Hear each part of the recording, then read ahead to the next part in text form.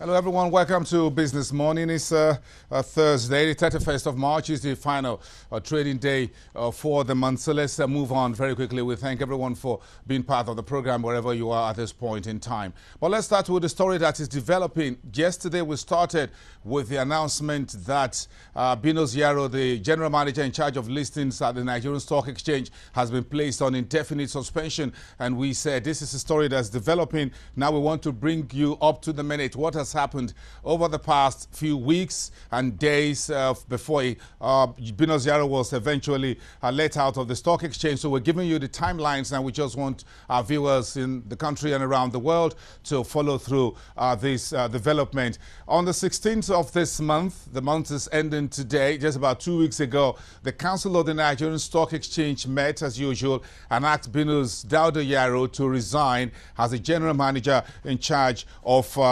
listings directorate at the exchange. Until then, Binos was also the general manager of quotations, and he was promised a safe landing in the new administration. Don't forget, the new director general of the stock exchange is scheduled to resume next Monday, the 4th of April.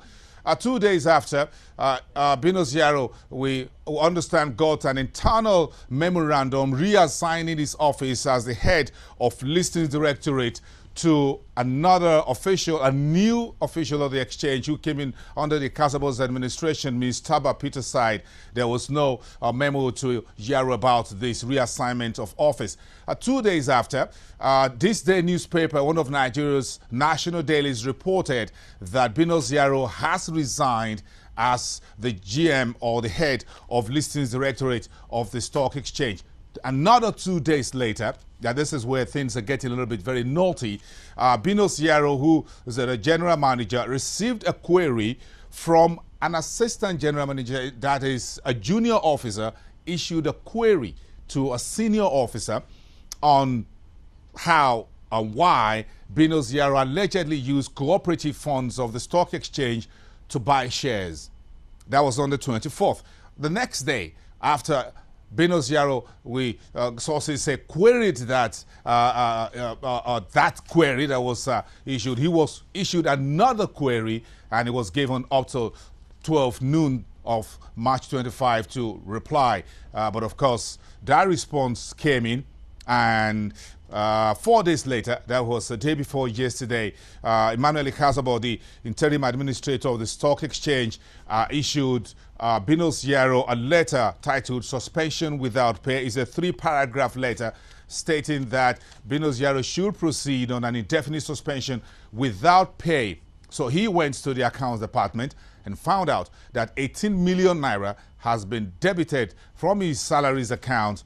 The reason? He was said to have participated in the contentious productivity staff bonus between 2006 and 2008. So there are a number of issues still to be resolved on this Yaro's issue or exit from the stock exchange. This is a story that is developing, and a number of questions have been raised by analysts, by investors in the market community over the last few days. And these are some of the questions. Was Binos actually implicated in the stock exchange forensic audit of last year? If you remember, there was a forensic audit that was done after Ndiokereke was removed on August 5, 2010.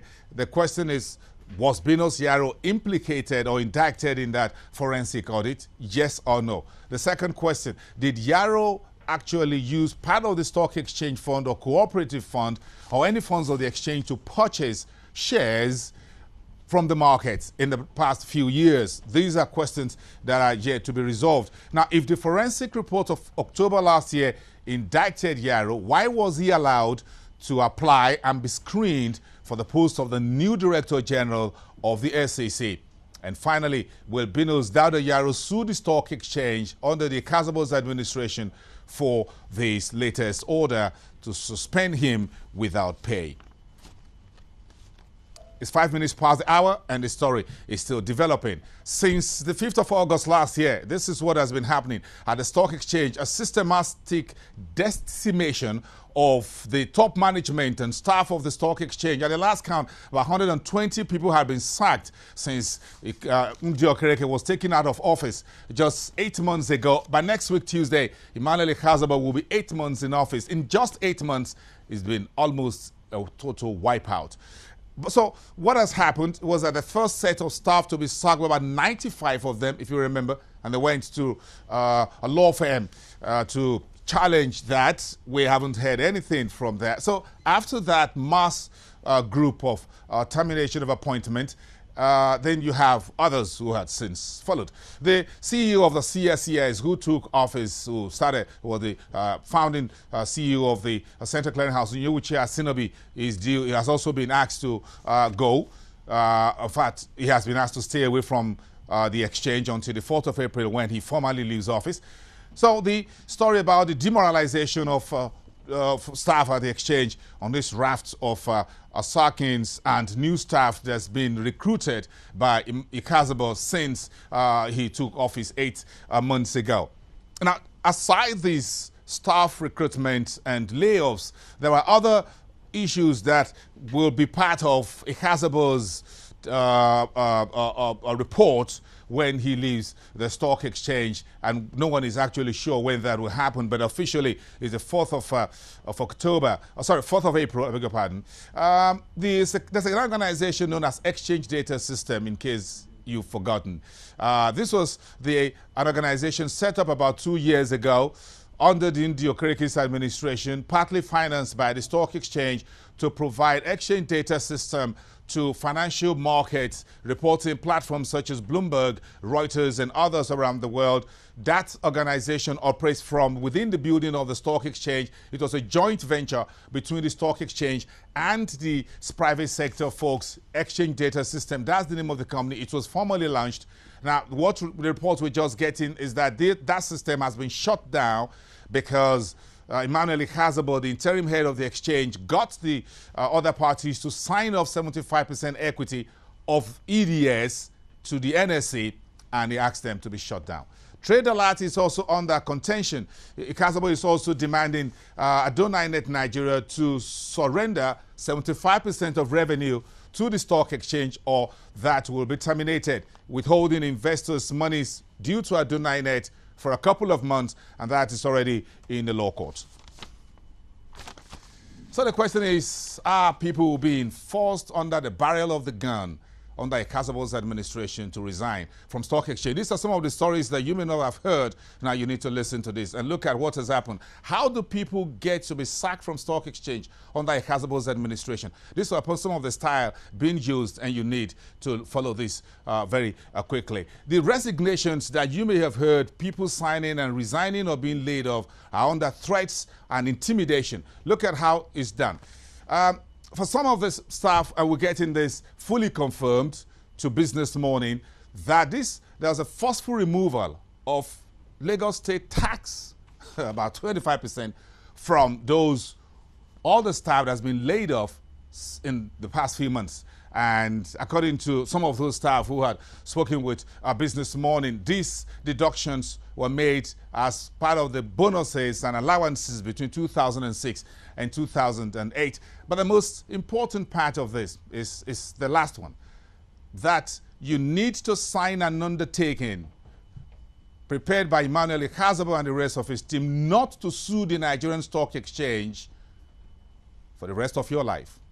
That's a fundamental human right, and the stock exchange says you will not sue us for whatever we give you as your exit package. So that's part of this story. Now, there's a lot of credibility questions. We're trying to get this sorted out right now. A lot of issues being untangled. There are a lot of questions being asked about this style of disengagement by Emmanuel Ikazaba at the stock exchange. Now you look at the next one. There's the final one, as it were. Credibility question is this: if this staff of the stock exchange, perhaps including Binos, are guilty of financial crimes, why are they not reported to the police or charged to court? That's a question of, is Mr. Emmanuel Ikazaba and the councils of the exchange accessories to crime? In other words, if they are aware that the staff of the exchange have committed offenses that they need to be punished for under the EFCC code or under other anti-fraud, what you call the criminal code of the police. Why are they not charged to court? 8 months down the line, we haven't heard of Stock Exchange take any staff that's been asked to go, been taken to court. So if they are guilty, why are they not being charged to court? And the more important question, if you remember August 5 last year, is the Stock Exchange insolvent now or at any other time? These are the final days of Emmanuel Ikazabo at the Nigerian Stock Exchange.